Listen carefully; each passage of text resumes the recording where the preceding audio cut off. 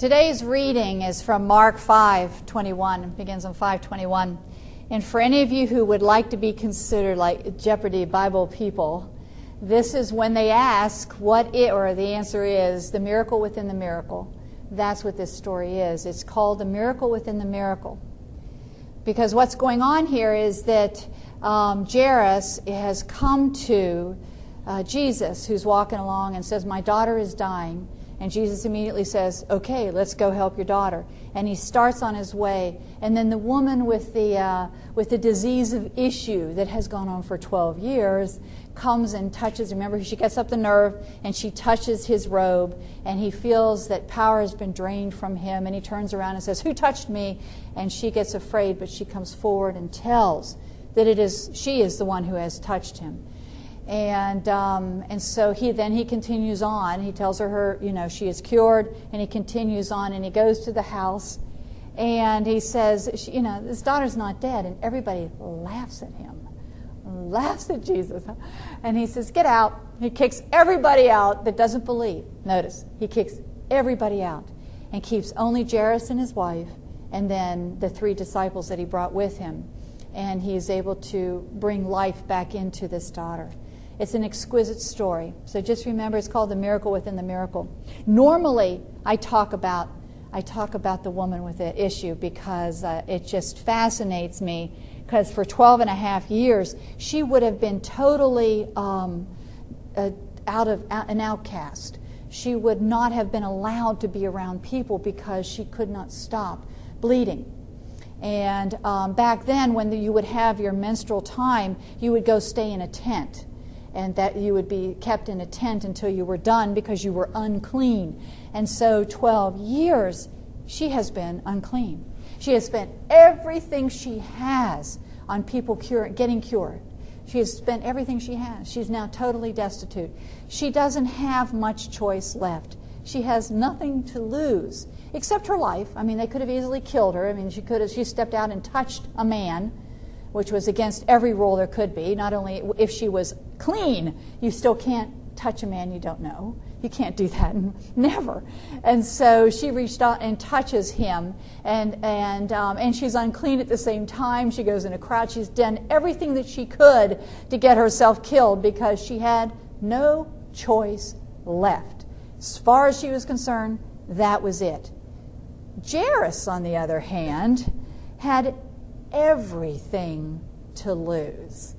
Jairus is the president of the synagogue, highly educated. He would come from a very powerful family. He's highly influential. He'd be one of the most respected men in the community, and definitely at the synagogue because he's the president of the synagogue. He's invited to all the parties. He's the big kahuna. He's the guy that everybody wants to know. He's the guy everybody wants to stand next to. That's the kind of guy Jairus is. Now, Jesus is a country bumpkin. Has no formal education. He's a carpenter. And he's teaching contrary to Jewish tradition. He's getting himself. He would not have been welcome in the synagogue of Jairus. He would not have been welcome. He would, but you can't come in here. They would have pushed him out. And Jesus is constantly quoting, you'll notice, Scripture. All throughout the New Testament and through the Gospel readings, Jesus is quoting the Jewish book, the Jewish Bible. But what he's doing is it's been 400 years since the last of the Old Testament had been written. It's been 400 years gap. Jesus brings it back and brings it into context of the day of the year 30. He brings it into context, which is what we do in the Episcopal Church now, is we do the same thing Jesus did back then. As he says, it might have meant this back then to you, but let me tell you what it means today, how you're supposed to understand the Bible today. Isn't that cool? And that's what Jesus is doing. Scared the daylights out of that synagogue. And it would have been bad for Jairus to be seen. It was no longer appropriate, Jesus says, to teach that you destroy your enemy. The men, the women, and don't forget to kill the babies and rack them up against the stones. You don't do that anymore. Jesus says, now you love your enemy. Women are no longer invisible property to Jesus. And he teaches that and teaches that and teaches that. And he says, now you are to see women. You are to see who they are. Life is no longer out of control. He says, you have control of your life. Seize it. and live it. Jesus was teaching totally contrary to what Jairus grew up with, what Jairus understood as to be true. Jesus is also teaching that the Messiah is no longer the warrior who's going to come in and kill and overthrow the Roman Empire and bring everybody else into power, the Jews into power. That's not what he says. Jesus is now the lover of the soul. He totally sees it differently. Not the teaching or the understanding or the comfort zone of Jairus. It is ripping him away, making him think new things. And if we look from the outside, if we look at the resume and the position and the wealth and the power of Jairus, we would guess that Jairus would despise Jesus, would not want to have anything to do with him. We would expect Jairus to be snobby. We would just expect that to be of him. Guessing this means you don't really want to know Jairus. You want to know Jesus. But we really want to know Jairus. Guessing this, we would prejudge him. We have prejudged who he is by all these indicators. It's a natural thing to do by all these indicators. But prejudging, prejudice, separates us from other people. It separates us so mad. Judging beforehand, judging evidence before it's been examined is what prejudice means. Because you refuse to examine it, you don't get to know so many things. We all have prejudice. We all have it. We all have prejudice. When I started working on St. Simon's Island, I became aware over time that I actually had a prejudice against people of extreme wealth. I had a prejudice against them. And after you get to know a lot of people on Sea Island, there's a lot of incredible, loving, giving, generous people who live on St. Simon's. Did you ever hear the movie Life of Brian? You never heard of it? Oh, yeah, okay. A few of you had. It came, I don't even know what years it came out, but I believe I was living in Charlotte, North Carolina at the time. And Monty Python came out with this movie called The Life of Brian. And there were all the Christian organizations picketed outside the movie theaters. And they tried to stop people from going in to see this movie because they said it was a parody and making fun of Jesus Christ. And it was The Life of Brian. It took place in the year around 33, and in Jerusalem and all this other kind of stuff. So they picketed and they wouldn't let people go in. Well, I finally got to see The Life of Brian. I wasn't allowed, so I must have been young. But when I finally got to see The Life of Brian, it's a parody about the time of the year 30. But all during The Life of Brian, Brian will be standing there saying incredibly stupid things in the foreground. And in the background, very obviously, Jesus walks by with a lot of people following him. And then in another scene, Brian will be talking about something somewhere else, and you'll see Jesus walking by, and he has all these crowds following him. It was not supposed to be Jesus in the first place, and they made it very clear.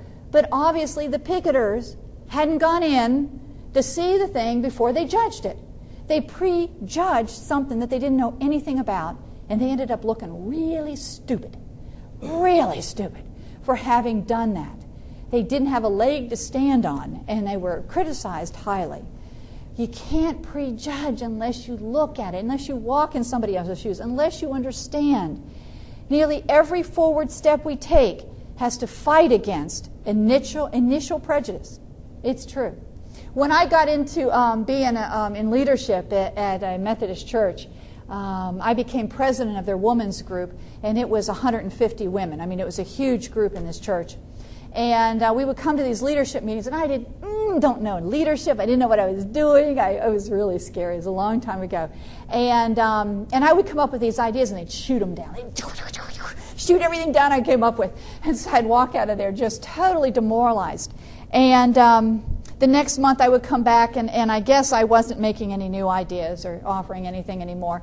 And this young woman who was my age, who had grown up in leadership in that church, called me and said, "Why didn't you bring up those ideas again?" And I said, "Well, they obviously shot him down. They hated him." And she says, No. You got to understand in churches, this is what you have to do, and this is also in business too, is that if you have a really outside-the-box idea, you present it, it gets shot down. Then you leave it alone for a little while. And then you come around from another corner and you present it and see if people will take it that way. And then you come around. And she says, eventually, this is Donna. Donna said, eventually, they're going to go, hey, we've got this great idea. Why don't we do this? And you're sitting there going, oh, my goodness. Yeah, that's a great idea. I should have thought of that. And she says, you just got to understand that new ideas are stopped all the time. I don't know what it is about our personalities, but we don't want to try something new. We don't want to jump out of the box. And it's hard to get it on the other side of initial prejudice. How the Bible used to stop progress is a really cool story, and it has been guilty of it for a long time. The Bible can be used for prejudice against new ideas on a daily basis. There's this really cool guy named Sir James Simpson, and he lived in the 1800s in England. And by the time he was 18, he'd already graduated from med school. He was just amazing genius. He was so young, he's like the Doogie Howser of the 1850s. He was so young he couldn't become a doctor for 2 years. They had to just keep on using him until he could become a doctor. But by the time he was 28, he was the chief of medicine and midwiving at the College of Edinburgh. I mean, he was just this amazing guy. And one of the things he was really, really cool about is he used to like to have dinner parties. And this was the 1840s in England. And he used to have these dinner parties, and he was such a conniver that he used to like to sit slave owners next to freed slaves to see how they would react to each other during the dinner. I mean, he was just loved to have fun with people. But one of the things he did is that he wanted to discover a way to have anesthesia so that people would not be in pain during surgery and pain during childbirth. He was really into that. And he and his friends, because they didn't have any other scientific way to do it at the time, he had 2 other doctor friends, and they would sit around at the dinner table after dinner, after everybody had gone, and they would test they would test different chemicals and different things on themselves to see if they would be, how they would react to it. And one night, they tested this new thing on themselves, and when they woke up the next morning, they realized they had found it. They totally passed out at the table and didn't wake up till the next day. And it's known as chloroform, and they are the ones who brought chloroform, and he's credited with it. Dr. Simpson is credited with discovering chloroform. So he brings this, and he has to start testing it on different women and stuff like that, and on people, because if you give too little, it's really happy stuff. I don't know, you get real happy, but it doesn't kill the pain. And if you give too much, you can kill people. So they had to work with all that in their ancient ways of doing it in 1847. And lo and behold, the church says, no, you can't use chloroform. And he goes, what do you mean? It would help women so much in their pain. And the church stopped him from using it, and they cited the fall in Eden. And they said that God said to the women, he said, I will greatly increase your pains in childbearing. With pain you shall give birth to children. It's the way it's supposed to be, they said. And the quote is, they said, anesthesia is a decoy of Satan. It says that it would seem to bless women, but in the end it is evil because it robs God of the deep, earnest cries that are to arise to Him in the time of labor. And can you imagine? So there was this total prejudice. The prejudiced mind robs us of opportunities to bless other people. And it took them many years to be able to do it. And they did it illegally for a while because they wanted to bless women. Jairus has these prejudices that he should walk around with at all times, but for some reason, they are forgotten. There is no doubt that Jesus is an outsider. It's already not considered to be welcome in that synagogue. If someone valued their orthodoxy, which Jairus would have, then how can he go and do this? How can he do this and humble himself to this poor, uneducated man? But he was a big enough man to abandon his prejudices at that time because there was something greater than that. Jairus' pride was also forgotten. He forgot his dignity. He forgot everything. Jairus overcame all those things. All those things. And also to be ostracized by the people. Everything would have happened to him because something was more important. You see, Jairus had a daughter. And when my firstborn, Patrick, lay in my arms for the first time, I remember very clearly thinking that a part of me had died because there was something much more important than me laying in my arms. No longer could I be a single-minded, selfish, self-centered person, which takes a while to get over. But now something was more important. But this is now thinking. We're talking year 30. We're talking year 30. And let me tell you, back then a man had his land, and he had his house, and he had his farm animals. Oh, and he had his property called women. There was nothing. Women were nothing back then. And not only that, but Jairus' daughter is 12 years old. What happens at 12 years in a day? Jairus has to come up with a huge amount of money so he can sell his wife to a marriage. I mean, that's what dowries are, is selling your daughter, sell his daughter to marriage. It's, he's got to come up with that dowry to find somebody to buy his daughter. This is a time when he could let that daughter die. What was it with Jairus? Jairus was already special. Jairus was already different. Jairus was already a humbled man. This is what it means to die to yourself, is to find something greater than you. And Jairus is a hero. We never hear about him again. We don't know what happens. We don't know what happens next. But we never hear from him again. Did he remain the same? Did that event with Jesus change his life? Did he continue to follow?